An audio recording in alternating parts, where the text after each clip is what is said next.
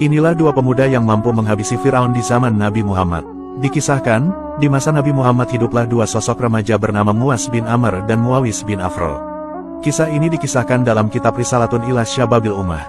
Kedua pemuda yang masih belia ini mempunyai kisah hidup yang tidak pernah terpikir atau terbesit di dalam benak siapapun. Saat itu, Muaz bin Amr bin Jamu usianya baru 14 tahun. Sementara Muawis bin Afra usianya baru 13 tahun. Akan tetapi, dengan penuh antusias keduanya bergegas ikut serta bergabung bersama pasukan kaum muslimin yang akan berangkat menuju lembah Badar. Kedua pemuda belia ini memiliki nasib baik karena tubuh keduanya terlihat kuat dan usianya terlihat relatif lebih dewasa. Nabi Muhammad pun menerima keduanya untuk masuk dalam skuad pasukan kaum muslimin yang akan berperang melawan kaum musyrikin pada perang Badar.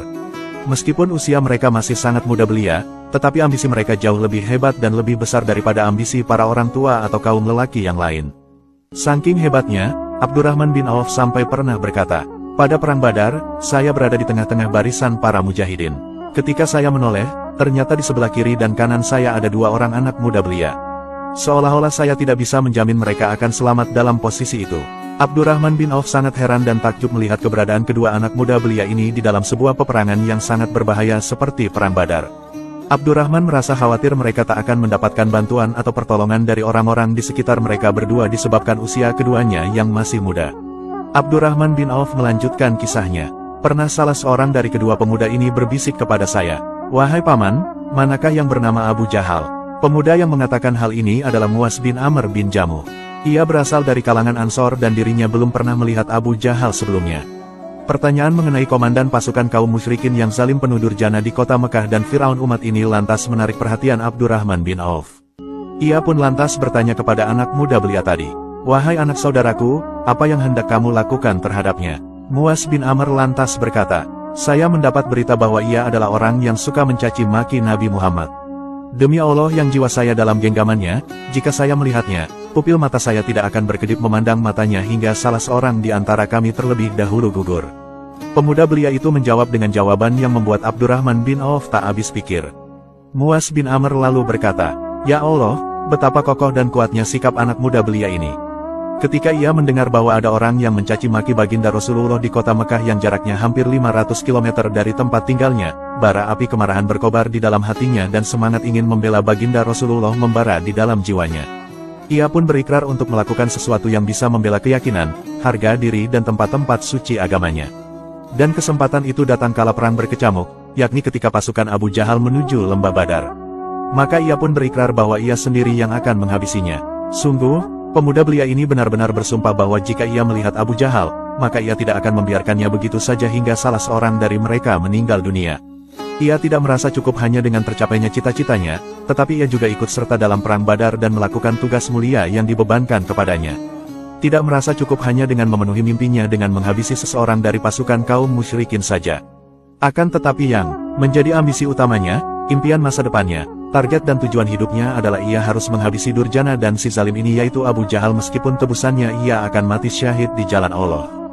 Ketika melihat Abu Jahal, darah amarah kedua pahlawan remaja ini pun membara. Tekad bulat mereka semakin mantap untuk merealisasikan tugas yang sangat mulia yang senantiasa bergeliat dalam mimpi dan benak pikiran mereka. Saat itu, Abu Jahal berada di tengah-tengah kawalan ketat laksana pohon yang rindang. Ia datang dalam iring-iringan para algojo dan orang-orang kuat laksana hutan lebat. Mereka melindungi dan membelanya. Ia adalah simbol kekufuran dan komandan pasukan perang, sehingga sudah pasti jika pasukan batalion terkuat di kota Mekah dikerahkan untuk melindungi dan membelanya. Tidak ada seorang pun musuh yang dapat menyentuh Abu Jahal kala itu. Meskipun Abu Jahal dilindungi sedemikian rupa dan pengawalannya begitu ketat, namun hal itu tak menghalangi Muaz bin Amr untuk tetap membulatkan tekadnya, melaksanakan tugasnya, serta merealisasikan cita-cita suci di dalam hidupnya. Muaz tiba-tiba berhasil menerobos dan mendekati Abu Jahal. Ia lalu memukulkan pedang kepadanya hingga setengah kakinya terluka dan betisnya putus. Namun sayangnya, saat perang Badar anak Abu Jahal yang bernama Ikrimah menebas lengan Muaz bin Amr hingga putus juga. Meskipun begitu, Muaz tidak menyesal sama sekali dan malah bangga berhasil menebas tubuh Abu Jahal. Dalam kondisi yang genting itu, Muaz masih terus melanjutkan berperang untuk membela Rasulullah dan umat Islam dari kejahatan kaum kafir. Ia nekat melanjutkan perjuangannya dengan kondisi tangan yang cacat. Lalu, Muawis bin Afro melintas di hadapan Abu Jahal yang sedang terluka parah. Kemudian, ia pun menebasnya dengan pedang hingga membuat Abu Jahal tersengal-sengal dengan nafas terakhirnya. Ia pun lantas berhasil menebas Abu Jahal dengan pedang dikala ia berada di tengah-tengah kerumunan para pengawal dan pelindungnya. Ia berhasil memukul Abu Jahal hingga membuatnya terjungkal ke tanah seperti orang yang tak berdaya.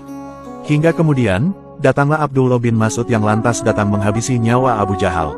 Akhirnya, Abu Jahal terbunuh dalam peperangan itu. Setelah itu, mereka lantas mendatangi Nabi Muhammad dan mengabarkan bahwa mereka telah berhasil menghabisi Firaun akhir zaman, yaitu Abu Jahal. Mendengar berita itu, Nabi Muhammad lantas merasa kagum dengan keberanian mereka. Sebagai imbalan karena keduanya berhasil membunuh Abu Jahal, Nabi Muhammad pun secara khusus memberikan sebagian harta rampasan kepada Mu'az bin Amr bin Jamuh. Sedangkan Muawis bin Afro tidak sempat merasakan hadiahnya karena telah menemui syahid di Perang Badar usai membunuh Abu Jahal. Jejak dari kisah Mu'az bin Amr bin Jamuh tentunya layak dijadikan teladan, utamanya untuk para pemuda sekarang yang seharusnya tidak pantang menyerah dan memiliki semangat luar biasa dalam membela Islam dan menentang kezaliman.